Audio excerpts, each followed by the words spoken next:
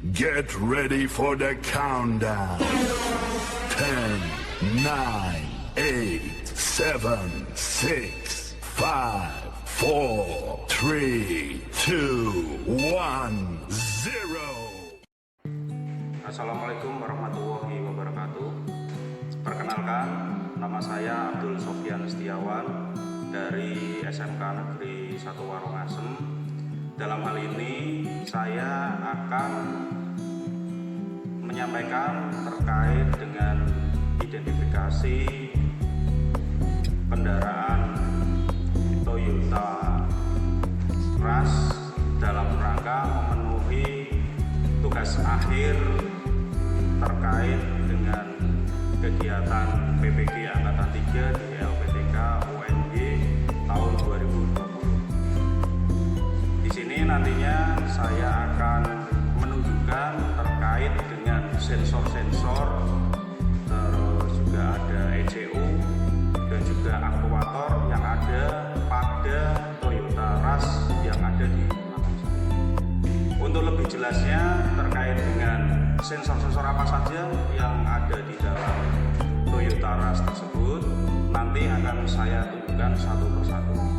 Untuk yang pertama, untuk sensor yang akan saya tunjukkan yaitu sensor MAP, yaitu manifold absolute pressure, yang mana sensor itu berfungsi untuk mengetahui tekanan udara yang masuk pada intake manifold. Untuk sensornya bisa dilihat seperti ini.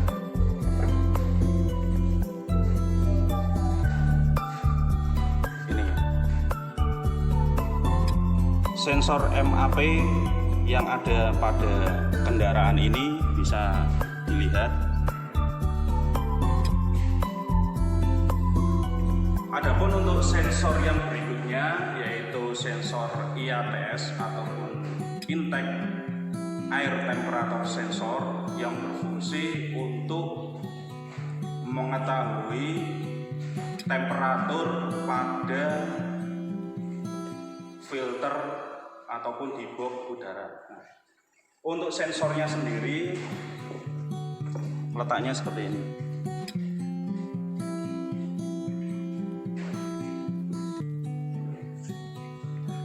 Untuk sensor yang berikutnya yang akan saya tunjukkan adalah sensor TPS atau throttle position sensor. Nah, sensornya ada di sini.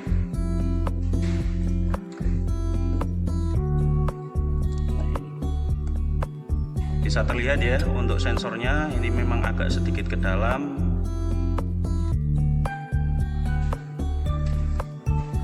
Adapun untuk sensor selanjutnya yaitu ada sensor CKP atau crankshaft position sensor yang berfungsi untuk mengetahui putaran pada poros engkol.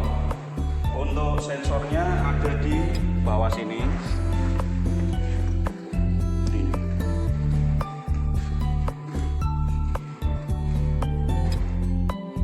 Bisa terlihat ya, itu posisinya ada di bagian bawah, memang agak sulit ini tapi nggak masalah. Terus untuk sensor selanjutnya itu ada sensor CMP yaitu crankshaft position sensor.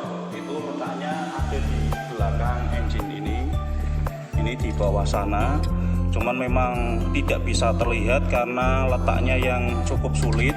Nah, di dalam sini juga ada sensor yang lainnya yaitu sensor ECT atau WTS. Nah, WTS itu yaitu water temperature sensor atau engine cooling systemnya itu ada di dalam sini juga. Ini di dalam sini itu berdekatan juga dengan sensor camshaft. Kelihatan. Nah, pokoknya di dalam sana, masuk ke dalam. Itu untuk sensor WTS-nya atau ECT-nya. Untuk sensor yang berikutnya itu ada sensor knock ataupun knock sensor. Nah, posisinya bisa dilihat itu ada di bagian dalam sana. Nah, ini masuk ke dalam sana belakang.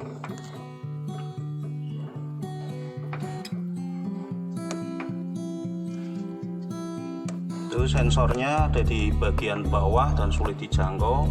Di sana itu knock sensor. Dan untuk sensor yang terakhir itu ada sensor O2, yaitu berfungsi untuk mengetahui kadar oksigen pada gas buang. Nah, sensornya ini cukup terlihat karena berada di atas. Nah,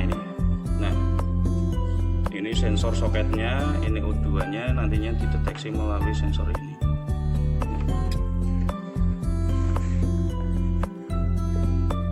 Demikian terkait dengan penjelasan sensor-sensornya. Adapun untuk engine management system, tidak hanya sensor yang kita sampaikan, nanti juga akan kita tunjukkan mana itu ECU-nya dan juga aktuator. Nah, untuk ECU-nya sendiri itu berada di dalam kendaraan, nantinya bisa dilihat posisinya ada di bawah dashboard. Nah, nanti di situ kita tunjukkan juga seperti apa sih ECU-nya. Nah, silakan bisa dilihat. Jadi terkait dengan ECU itu ada berada di bawah sini. Ini sudah kita lepas untuk cover dashboardnya. Posisi ECU-nya itu ada di dalam sini. Nah, ini satu unit ini itu ECU yang berfungsi untuk mengontrol ataupun memberikan perintah terhadap aktuator ketika sudah mendapatkan informasi dari sensor-sensor tersebut. Itu ada berbagai macam. Yang pertama ada injektor. Nah, injektor itu sebelah sini. Ini aktuatornya, ada injektor. Ini aktuator injektor. Ada injektor, terus ada ISC. Ini ISC, idle speed control, atau yang berfungsi untuk memberikan putaran stasionernya. Terus ada lagi VSV.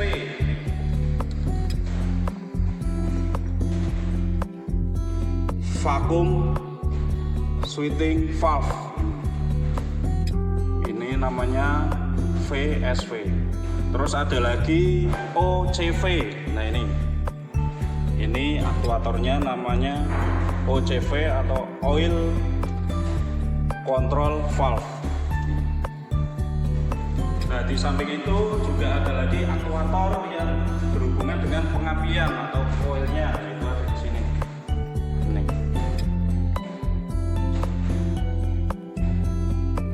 Ini oil pengapiannya. Terus ada aktuator pompa bahan bakar, itu ada di tangki bahan bakar. Terus ada lagi aktuator yang berhubungan dengan cooling fan ataupun berfungsi untuk membantu proses pendinginan. Itu bentuknya seperti ini. Ini cooling fan-nya. Dan yang terakhir ada mil check-nya yang berfungsi untuk mengetahui data kerusakan ataupun tanda kerusakan pada kendaraan ini. Nah, untuk tandanya bisa dilihat melalui indikator lem ini.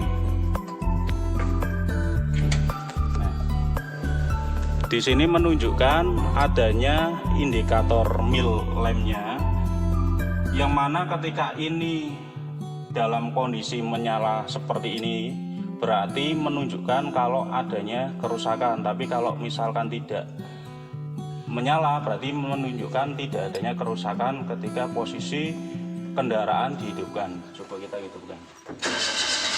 Nah, ketika lampu mil ini setelah kendaraan dihidupkan mati atau tidak menyala, berarti tandanya kendaraan ini dalam kondisi normal ataupun tidak ada kerusakan. Demikian terkait dengan pengenalan sensor-sensor ECU dan juga aktuator engine management system pada kendaraan Toyota Rush yang bisa saya sampaikan. Kurang lebihnya mohon maaf, saya akhiri. Assalamualaikum warahmatullahi wabarakatuh. Terima kasih.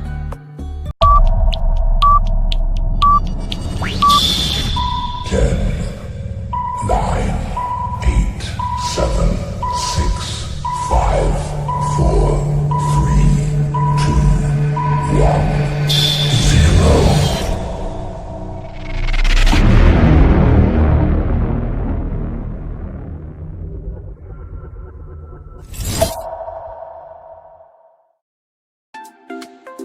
Assalamualaikum warahmatullahi wabarakatuh. Terkait dengan tugas akhir engine management system, sebelumnya sudah saya sampaikan terkait dengan sensor-sensor ECU dan juga aktuator yang terdapat pada Toyota Rush yang ada di belakang saya. Nah, untuk selanjutnya itu akan saya sampaikan terkait mengetahui data kerusakan yang ada pada kendaraan. Itu nanti kita bisa mendeteksinya menggunakan alat. Nah, alat yang harus kita persiapkan yang ada di depan itu menggunakan scanner. Scanner ini yang nantinya akan kita gunakan sebagai alat bantu dalam rangka mendeteksi data kerusakan pada kendaraan dan juga untuk meriset data manakala ada kerusakan yang masih tersimpan di dalam sistem. Untuk lebih jelasnya, sebelum kita mempraktekkan terkait dengan penggunaan scanner dan juga pembacaan datanya, terlebih dahulu kita persiapkan kendaraannya dengan memasang fender covernya dan juga cover stang dan juga tuas persneling.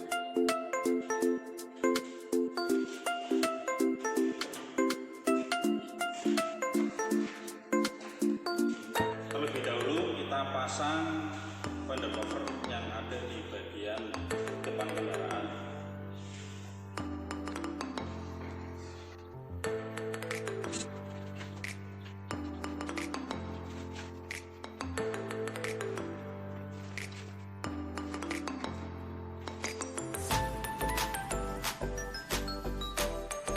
Setelah kita memasang fender cover bagian depan kendaraan, selanjutnya kita akan memasang cover yang ada di dalam kendaraan, yaitu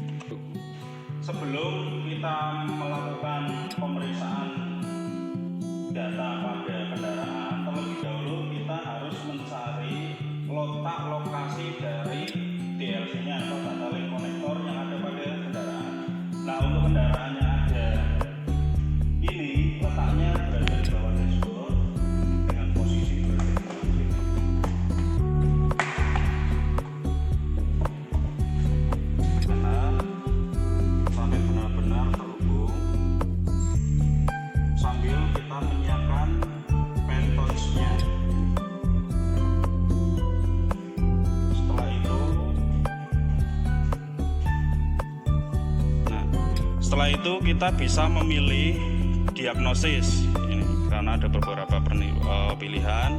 Kita pilih diagnosis. Nah, setelah itu kita milih merek atau tipe kendaraannya, menyesuaikan dengan kendaraan yang akan kita perbaiki. Karena ini itu termasuk Toyota, makanya kita pilih Toyota. Terus kita pilih manual selection-nya, kita pilih OK. Setelah itu kita pilih internasional. Karena tadi sudah diketahui ada 16 pin konektor, kita pilih 16. Setelah itu kita pilih OK.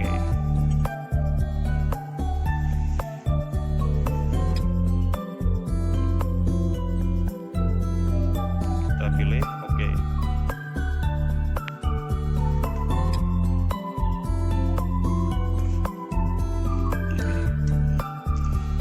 Sambil kita tunggu terkait dengan informasi yang akan diberikan sistem kaitannya dengan data kendaraannya, apakah ada kerusakan atau tidak.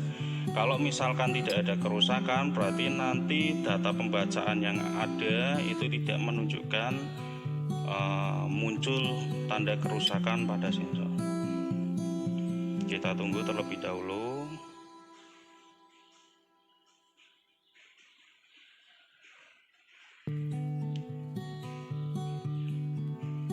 Karena data yang diberikan ini cukup banyak, sehingga memang membutuhkan waktu cukup lama terkait dengan pemberian informasi yang akan diberikan ke dalam scanner. Nah, karena kita akan melakukan pemeriksaan pada engine, maka yang akan kita pilih itu engine, biarpun di sini ada pilihan-pilihan yang lain. Kita pencet engine. Setelah itu kita pilih, terus start. Sambil kita tunggu. Nah, setelah itu kita pilih DTC-nya. DTC untuk mengetahui tanda kerusakannya, apakah ada atau tidak. Nah, setelah kita cek, ternyata ada keterangan bahwa ada kerusakan pada intake temperatur sensor, berarti hubungannya dengan sensor udaranya. Untuk lebih memastikannya terkait dengan kerusakannya, nanti kita cek kerusakannya ada pada kendaraan ini apakah benar atau tidak, dan hal itu juga bisa dilihat melalui tanda mil yang ada di dalam kendaraan. Nah itu, nah ini kalau masih menunjukkan lampunya, berarti tandanya ada.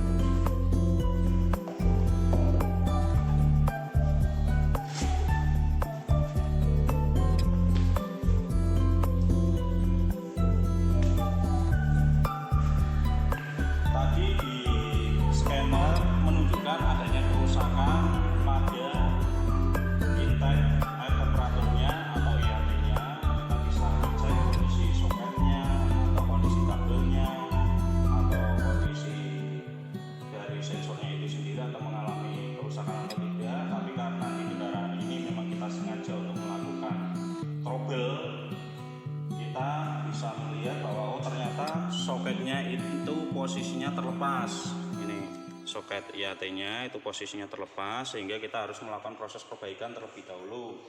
Nah, dengan cara apa? Memasukkan atau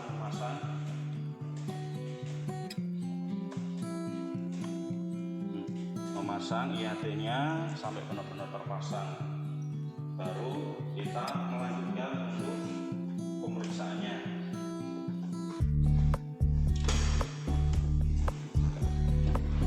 Setelah itu, kalau ketika sudah diperbaiki, baru kita melakukan penghapusan data dengan cara memilih kerusakannya, terus dilanjutkan dengan res atau menghapus data.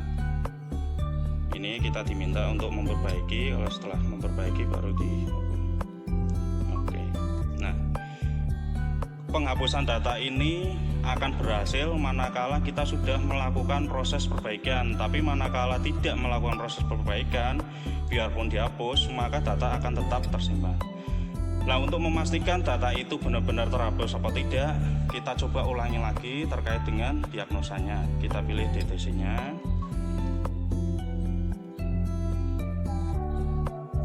Nah, sekarang sudah tidak terlihat adanya tanda kerusakan yang ada di dalam scanner. Itu tandanya berarti sudah tidak ada lagi kerusakan yang ada pada kendaraan ini. Untuk lebih memperjelasnya, memastikannya, kita bisa menghidupkan kendaraan.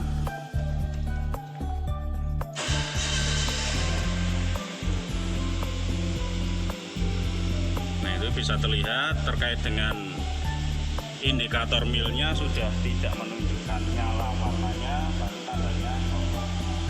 Nah, selain itu, kalau kita ingin mengetahui data pada kendaraan ini, kita bisa melihatnya melalui analisis datanya.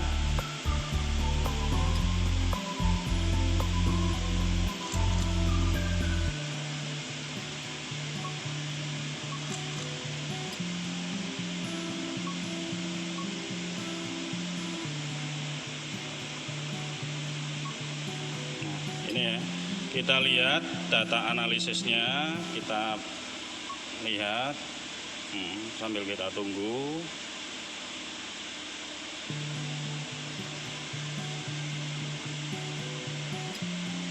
Nah, ini data yang diberikan oleh sistem kaitannya dengan sensor-sensor yang terdapat pada kendaraan ini. Di sini ada water temperaturnya, oh ternyata sudah menunjukkan berapa derajat Celcius, terus intake-nya, terus terkait dengan speednya atau engine rotation speednya menunjukkan berapa RPM-nya, terus ini juga sama terkait dengan throttle-nya, terkait dengan intake airnya, itu semuanya sudah tersampaikan melalui data ini, baik itu O2-nya juga sama.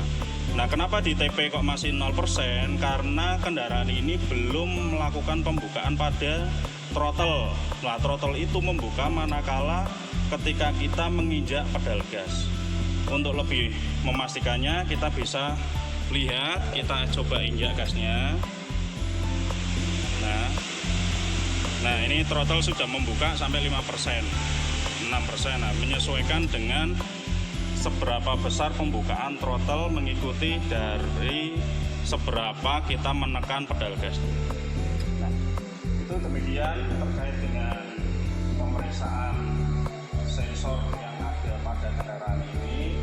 Ketika semuanya sudah dalam kondisi normal dan baik, berarti tanda sudah selesai. Kalau sudah selesai, berarti terkait dengan penggunaan scanner ini bisa kita hentikan. Ini bisa kita hentikan, kita back, terus kita back lagi, kita back.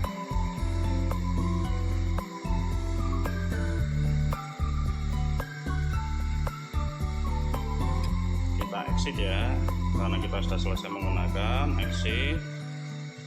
Oke. Terus kita back lagi, back. Kalau sudah berarti kita matikan.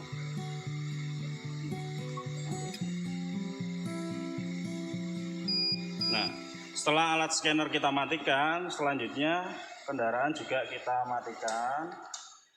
Setelah selesai digunakan, jangan lupa soket DLC-nya kita lepas.